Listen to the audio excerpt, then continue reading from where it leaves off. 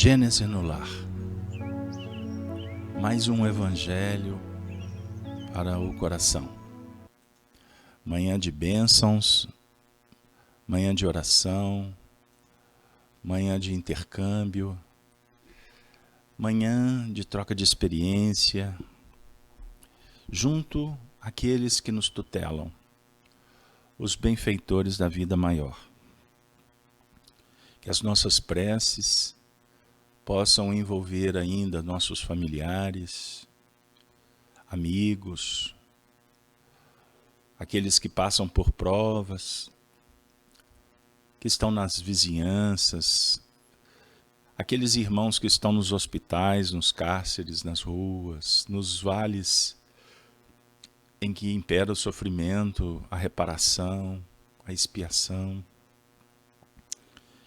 Que as orações possam trazer paz, motivação, esperança, fé para toda a humanidade. Agradecemos aos bons espíritos que nos acolhem todas as manhãs para esse projeto Gênesis no Lar. Quando temos a oportunidade de relembrar princípios da doutrina espírita, que abrem os painéis, os pórticos da espiritualidade, e a gente mergulha com Jesus e o Evangelho no território sagrado do coração. Nós estamos muito felizes, uma vez que hoje a mensagem foi reservada para atender a este momento as nossas necessidades, e que a gente tenha sabedoria, humildade, sensibilidade para recolher em celeiro. Tema de hoje: nossas cruzes. Vamos dar continuidade ao estudo das manhãs com Allan Kardec, atualmente no livro A Gênese, os Milagres e as Predições segundo o Espiritismo, quando estamos exatamente nas predições do Evangelho. No tópico, o anúncio do Consolador. Nos últimos encontros, trabalhamos os itens 35 até o 40º. E hoje, vamos ao 41º. Allan Kardec está comentando o anúncio do Consolador. Então, a título de lembrança, vamos lá. O item 35, que na verdade é a exposição do trecho de João no seu capítulo 14, nos versos 15 a 17 e 26, mas vamos nos deter no início. O item 35 diz assim: Palavras de Jesus. Se vós me amais, guardai meus mandamentos, e eu rezarei a meu Pai, e ele vos enviará outro Consolador, a fim de que demore eternamente convosco, o Espírito de verdade que esse mundo não pode receber, porque nunca o vê, mas por vós o conheceis, porque permanecerá convosco e estará em vós. Mas o Consolador, que é o Espírito Santo, que meu Pai enviará em meu nome, ensinar-vos a todas as coisas, e fareis recordar tudo o que eu vos tenho dito. O texto toca, mexe conosco, não é verdade? Porque é uma promessa do próprio Cristo que vem se cumprindo. Agora vamos trazer Allan Kardec interpretando. Item 41º. Cristo dizendo a seus apóstolos: um outro virá mais tarde, que vos ensinará o que não pude vos dizer agora. Proclamava por isso mesmo a necessidade da reencarnação. Como aqueles homens poderiam aproveitar o ensinamento mais completo, que deveria ser dado posteriormente? Como estariam eles mais aptos a compreendê-lo, se não deviam reviver? Jesus teria dito uma inconsequência. Se os homens futuros devessem, conforme a doutrina vulgar, serem homens novos, almas saídas do nada em seu nascimento. Admitia, ao contrário, que os apóstolos e os homens de seu tempo tenham vivido depois, que vivam ainda atualmente. E a promessa de Jesus se encontra justificada. Suas inteligências desenvolvidas, em contato com o progresso social, podem admitir agora o que não poderiam. Sem a reencarnação, a promessa de Jesus teria sido ilusória. Determinado Kardec nessa afirmativa, convicto de que não tem sentido Jesus falando do progresso, do ir e do vir, no caso dele, que estaria despedindo dos apóstolos e depois voltaria, falando que um outro viria em seu nome, para relembrar o que ele tinha dito, num espaço de tempo de alguns poucos anos. Naturalmente, a conversa era ampla, profunda, pois temos a reencarnação uma possibilidade que fundamenta o próprio progresso. Oportunidade para aprender em um tempo necessário. O tempo de Deus, diferente do tempo dos homens.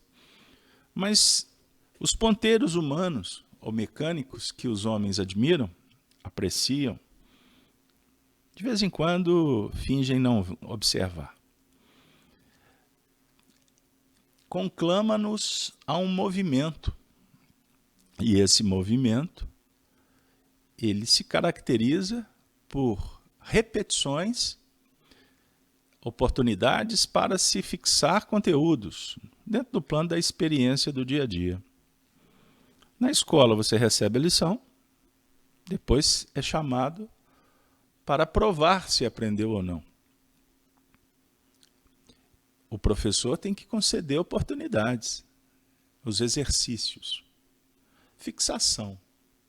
Mas chega um momento em que a gente vai responder realmente, diante dos cenários que vão nos visitar para dar respostas, aquela oportunidade de nos posicionarmos diante de caminhar à frente ou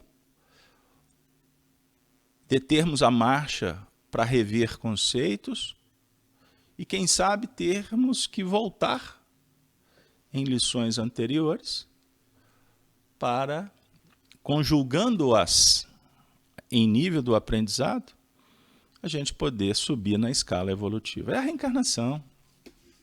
É o que Jesus está falando com muita clareza. E, naturalmente, nós espíritas temos um manancial extraordinário, que é a codificação espírita, a partir do Livro dos Espíritos. Espiritismo sem Kardec e sem os 5 livros não é espiritismo, pode ser espiritualismo, que por sinal tem o seu valor. Mas a doutrina espírita, ela se baseia em alguns fundamentos, chamados princípios básicos. E um dos mais importantes é a reencarnação. Pluralidade das existências, lei de causa e efeito, livre-arbítrio, mediunidade, influência dos espíritos, são princípios. Eu não estou aqui, data vênia, fechando os olhos para o princípio fundamental que é Deus. Esse é o princípio mais importante da doutrina espírita. Deus, Espírito, Jesus, são princípios, tá? Mas vamos na dinâmica relacional dos assuntos que estão mais pertinho do nosso coração para esse encontro da manhã. Então nós estamos falando da encarnação. Encarnação, reencarnação é repetição, mas a encarnação, ela objetiva o quê? Qual o objetivo da encarnação dos espíritos? Por isso é que eu pedi licença para os amigos atentos para trazer o Espírito de Verdade que responderam Kardec, dizendo que Deus lhes impõe aos espíritos, né, a encarnação com o fim de fazê-los chegar à perfeição. Olha que beleza. Você está encarnado para ser perfeito. Já parastes para pensar nisso? Bom, o texto continua dizendo, para uns é expiação e para outros uma missão. Mas para alcançarem essa perfeição, tem que sofrer todas as vicissitudes da existência corporal. Nisto é que consiste a expiação. Olha que beleza. Você ressignifica a palavra, o conceito de expiação? Ou empurra com a barriga, como a gente fala no interior de Minas? Então, expiação é um diálogo com as vicissitudes da existência corporal. Ou seja, nós estamos diante de uma grande oportunidade de aprender, de trazer para fora o que nós necessitamos em nível de aprimoramento. Então, quando nos deparamos com as vicissitudes, com as dores, na verdade é todo um mecanismo evolutivo que dialoga com metabolização de conteúdos ao nível íntimo. Nós estamos triturando ensinamentos, nós estamos fazendo um suco, se eu posso usar essa linguagem de figura. Nós estamos estratificando as experiências e vamos guardando dentro de nós mesmos estas aquisições que é fruto da produção mental de cada um de nós. Mas sem sofisticar, o texto ainda continua dizendo, a encarnação tem ainda outra finalidade, a de pôr o espírito em condições de cumprir sua parte na obra da criação. Chegou em você. Olha que beleza. Eles estão dizendo que o espírito tem que cumprir uma parte na obra da criação. Então você trabalha intimamente e também contribui na criação. Porque você é livre, inclusive para criar. Você é um co-criador. Sabia disso? Então na sua intimidade existe a chamada esfera da imaginação. Então na sua casa mental, veja bem, você trabalha faculdades como a razão, o sentimento, o desejo. E eu vou falar da imaginação. A imaginação é exatamente o dom divino que nós vamos manifestando para coparticipar de um processo espiritual que nos engrandece, uma vez que quando criamos, nós vamos saborear a partir desse mecanismo íntimo. Os animais, só para dar uma ideia, vou buscar André Luiz. Quando ele cita um cão, lá no livro Evolução em Dois Mundos, o cão, que é um princípio espiritual em evolução, ele não é um espírito com E maiúsculo, com E minúsculo. E maiúsculo é você, razão, homem, pensamento contínuo. O cão ele tem relances interessantíssimos chamado curiosidade. Então o cão está lá observando, aí de repente surge um inseto. Vem um mosquitinho na direção, aí o cão é chamado para observar. Pode ser que naquele momento, ou o momento que precede a chegada do inseto, o fluxo mental dele estivesse num estágio ou num estado de pausa, de repouso. Aí quando surge um inseto, é como se apertasse um botão e ele ligasse a máquina e o que é isso? Se é um inseto, ele está elaborando a intimidade dele. Ele não sabe que o inseto é uma espécie. Ele não vai entrar nesse mecanismo, porque ele não tem condição, ele não tem elementos. Mas desperta nele a curiosidade. A nossa casa mental, o nosso estágio como homens, espíritos, nós somos visitados por insetos, ou por novidades, por surpresas, que eu vou aqui dar o nome de indução. Todo tipo de indução aciona a máquina, e a máquina vai dar a resposta. Então Deus, olha o que eu vou dizer, hein? Hoje eu estou pedindo muitas desculpas. Deus, representado pelo amor, filosoficamente falando, a força aglutinadora, impulsionadora do universo, ela o tempo todo está sugerindo induções para que a gente responda. E quando você responde, você está trabalhando com a sua própria estrutura, com a sua sensibilidade.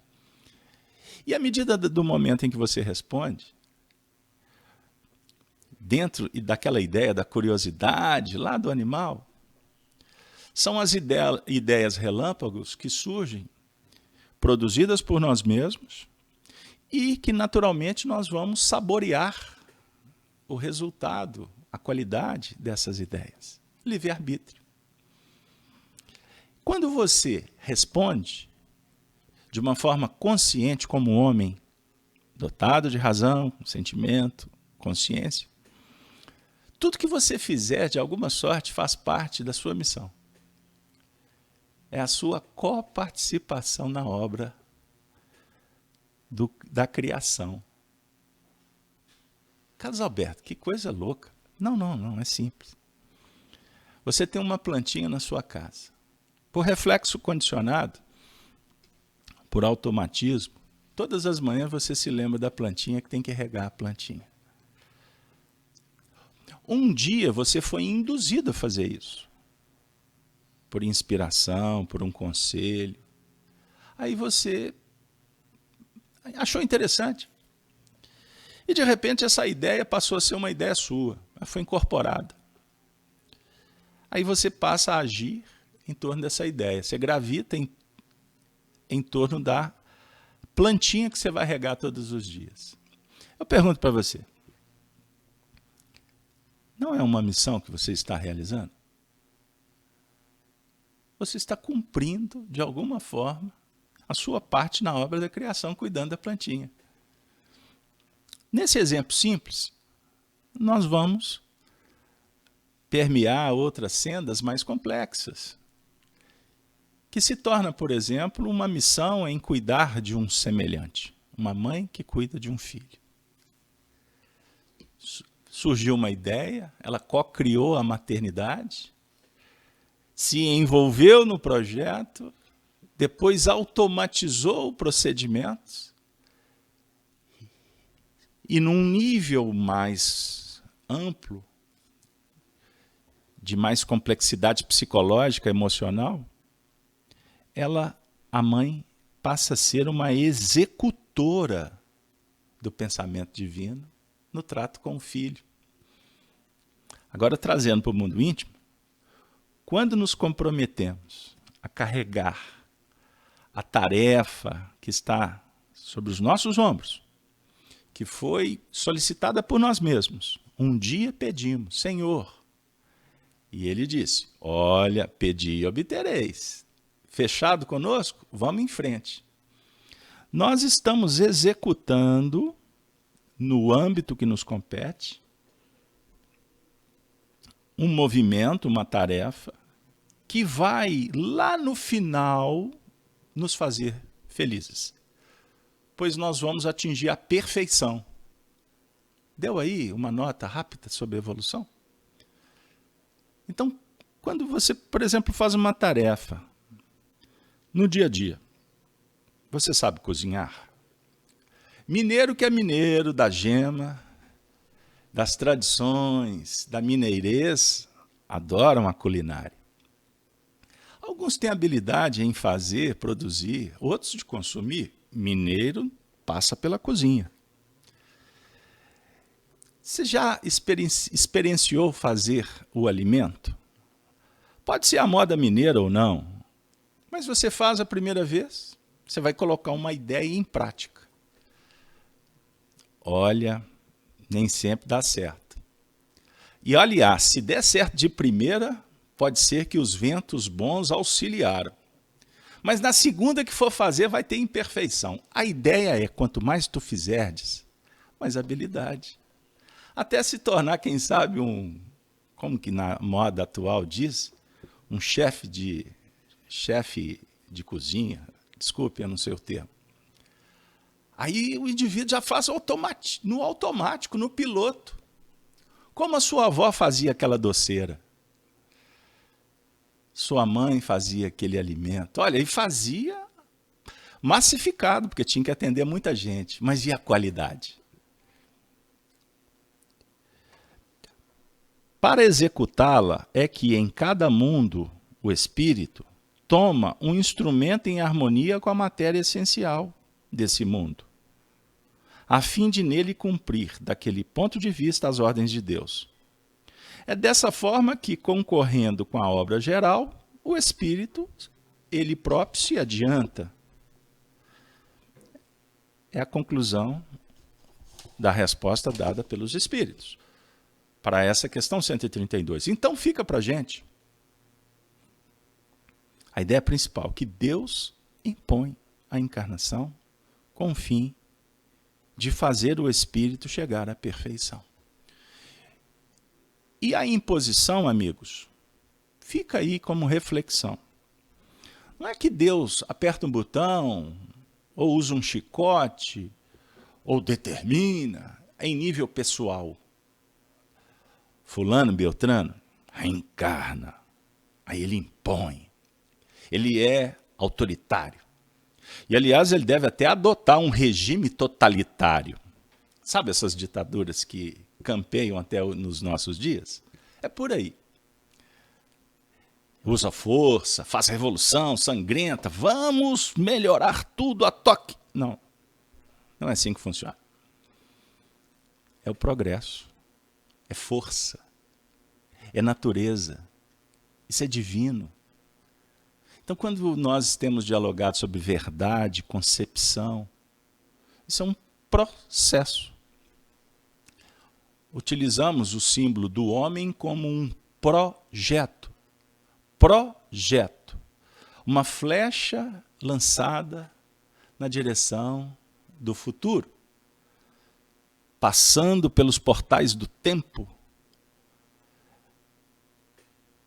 na velocidade necessária, a intensidade oportuna, para que essa flecha atinja um alvo. E, no caso, a perfeição. Vamos ficar nessa mesma vibe aí, na mesma vibração. Uma flecha que objetiva atingir a perfeição. Só que ela não segue em linha reta. Não é o plano divino linha reta. É cíclico. É ondulatório, espiraloide. Quando o alpinista fica admirando a montanha, ele sabe que para chegar lá na culminância, lá no topo, ele precisa de escolher uma trajetória. Essa trajetória, ela será adaptada à medida em que a viagem for sendo realizada. Mas em linha reta ele não consegue. Ele vai exaurir as suas energias muito rápido. Então ele vai fazer um périplo, sabendo que vai ter momentos que ele pode acelerar, quanto outros diminuir a marcha. Ele precisa de elementos, ele precisa de recursos, alimento, instrumento para a viagem. Mas ele não perde o foco. É o espírito na marcha evolutiva consciente. E com Jesus, auxiliado somos. Pois ele nos oferece a amizade, a experiência, o conhecimento, a ciência para se chegar no cume da montanha. E sabe também que a montanha, ela tem sempre o outro lado. Você observa uma faceta, mas ela é multifacetária. Quando você chega num outro ângulo da marcha, você vai ver outros painéis. Aí você vai ter que, inclusive, fazer adaptação ao clima, à circunstância. Dentro de um plano filosófico, com humildade, com sensibilidade, com prudência, com temperança. Compreenderam? Olha que beleza. E olha que o homem tem muito que adquirir sabedoria. Por isso o símbolo para se ascender ao cume da montanha é o da águia. Por isso ela guarda o ninho lá no topo. Estudemos a vida das águias, escolhidas pelos sábios da antiguidade como símbolo da perfeição. O voo é magnânimo e certeiro na caça.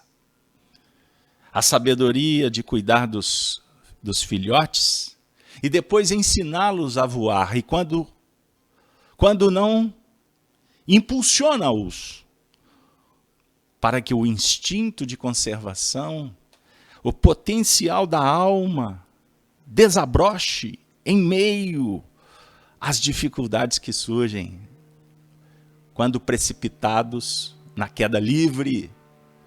É a vida nos trazendo momentos de muita reflexão, de muita sensibilidade, de muito carinho,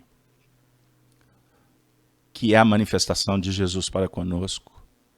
Ele que é o amigo de todas as horas, em todas as dificuldades ele se revela como um ser que nos protege, com projetos magnânimos que dialogam com a providência divina. Tanto é verdade que ele deu a vida por nós, ele nos ensinou a caminhar, apresentou um modelo, um exemplo, e nós com isso vamos nos recordar que ele subiu ao monte um dia, nos ensinando a orar. Pois para se chegar no topo, não podemos prescindir da prece, que é o orvalho, que é o combustível, que é o refrigério, que é o remédio, que é a mão amiga, que é o carinho maternal, paternal. Depois, amigos, que ele cuida, que ele distribui pães, ele desce do monte, ensina outras coisas, mas depois ele diz assim, agora eu vou subir de novo. E terei que fazê-lo só, carregando uma cruz, que é o testemunho. O testemunho que o filósofo sabe que um dia há de carregar. A cruz, que representa para os egípcios a roda da vida, a reencarnação, a evolução, mas que na mão dos romanos se tornou sentença, morte, condenação para os piores inimigos do Estado. Essa cruz foi dada para Jesus, o homem justo, o amor materializado na terra, não compreendido por todos. Até hoje, falamos, encantamos, poetizamos, escrevemos sobre este amor, mas na verdade continuamos ainda distantes desta realidade. Mas ele não nos exige o que a gente não consegue dar. Mas ao mesmo tempo ele diz que é necessário que para segui-lo nós temos que tomar a nossa cruz. É a cruz do testemunho, pessoal, intransferível, que zera a Deus impostergável. Embora continuamos sofisticando para não carregá-las, para não levar à frente. A cruz do Cristo. E agora, para nos abraçarmos espiritualmente com a filosofia do bem, com a atuação dos benfeitores que se congregam formando uma equipe, um raio de luz que nos envolve os lares e as famílias aqui veiculadas, nós vamos chamar o representante de Jesus, Emmanuel, que lá atrás escreveu uma página através de Chico Xavier, e essa página atravessou o tempo, as intempéries da jornada, e essa página, como uma águia, agora chega para o nosso coração, pousa e vai nos ensinar, dizendo, nossas cruzes.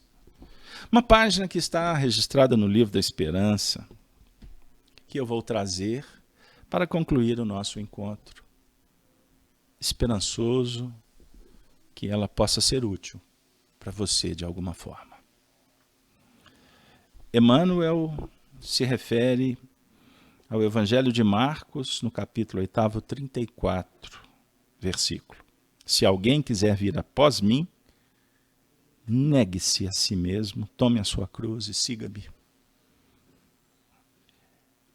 E agora Emmanuel traz um trechinho do Evangelho segundo o Espiritismo, no capítulo 24, item 19.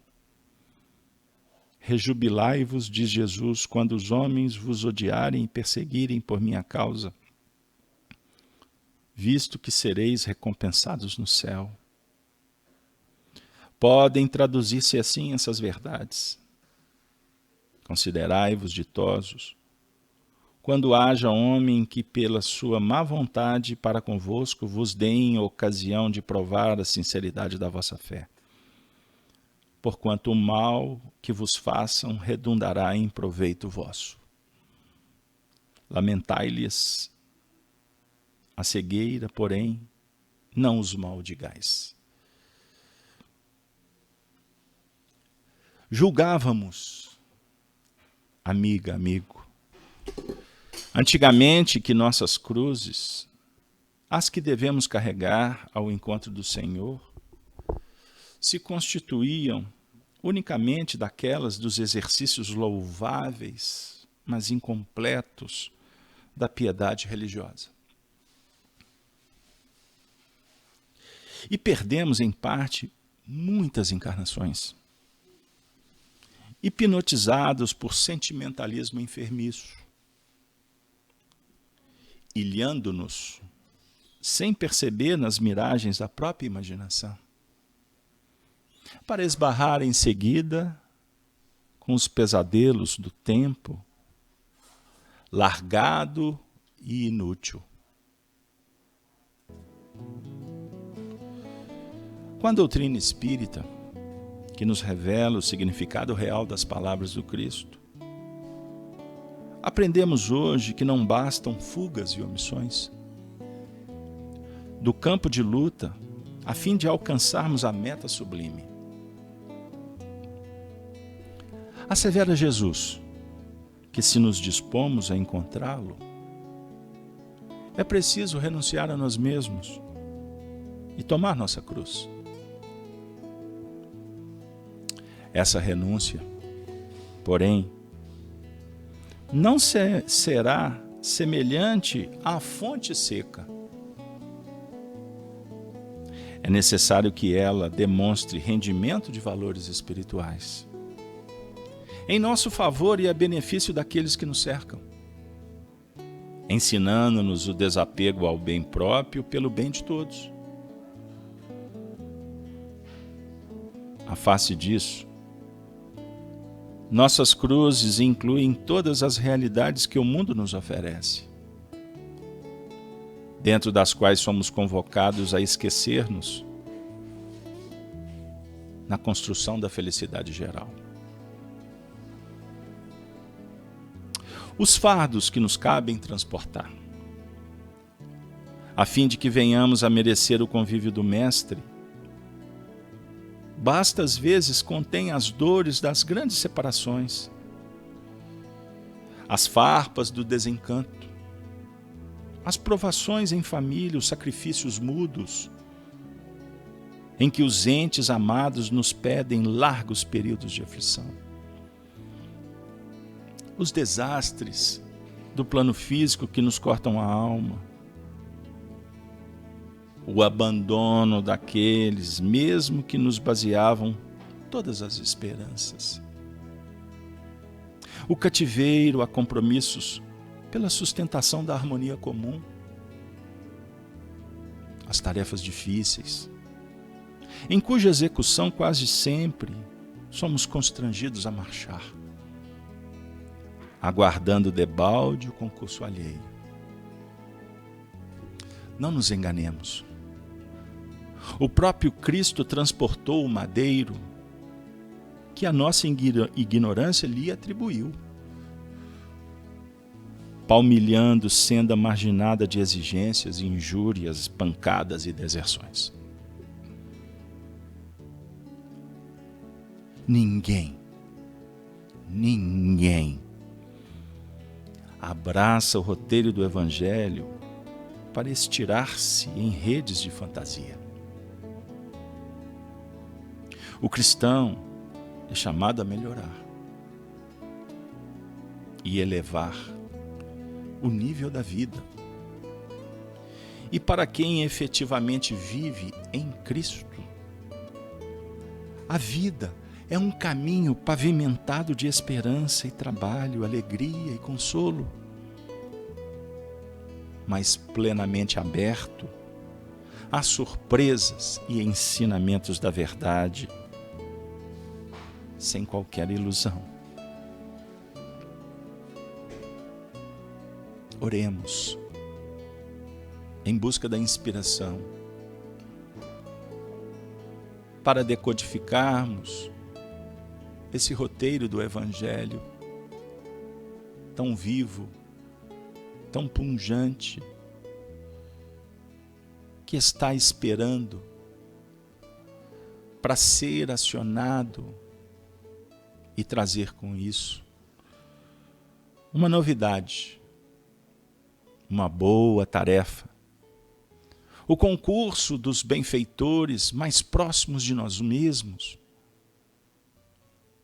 e a clareza de raciocínio, de entendimento, no que remonta às missões que estão aguardando a nota da boa vontade no tempo chamado misericórdia, que, se vocês me permitem, eu gostaria de anunciar. Esse tempo se chama agora. E a responsabilidade é nossa. É de cada um. E graças a Deus, como cristãos, somos irmãos. Que possamos, juntos, motivados, estudantes, trabalhadores, formarmos um feixe de varas que é poderoso e não pode ser quebrado. Estejamos unidos como amigos do Cristo e do Evangelho, abrindo mão dos nossos interesses pessoais, do egoísmo, do orgulho, que, por certo, a vitória está muito mais próxima do que podemos imaginar. Basta nos conscientizarmos que é possível e que é devido. Data vênia, para quem não concorda, é um direito. No nosso caso, é uma simples obrigação. Servir aquele que serviu e que se deu por amor a cada um de nós. Trabalhar por Ele é gratidão e é responsabilidade para com a nossa própria reencarnação. Que Deus nos abençoe, que a família de cada um de vocês, as nossas, possam receber a luz da alegria, da esperança, da fraternidade. E com a saudação dos cristãos dos primeiros tempos, mais uma vez, com muita alegria, nós vamos nos despedir, convidando você para compartilhar esse trabalho junto com seus pares. Se inscrevam no nosso canal. Venha conosco na onda do bem. Ave Cristo. Até a próxima, se Deus quiser.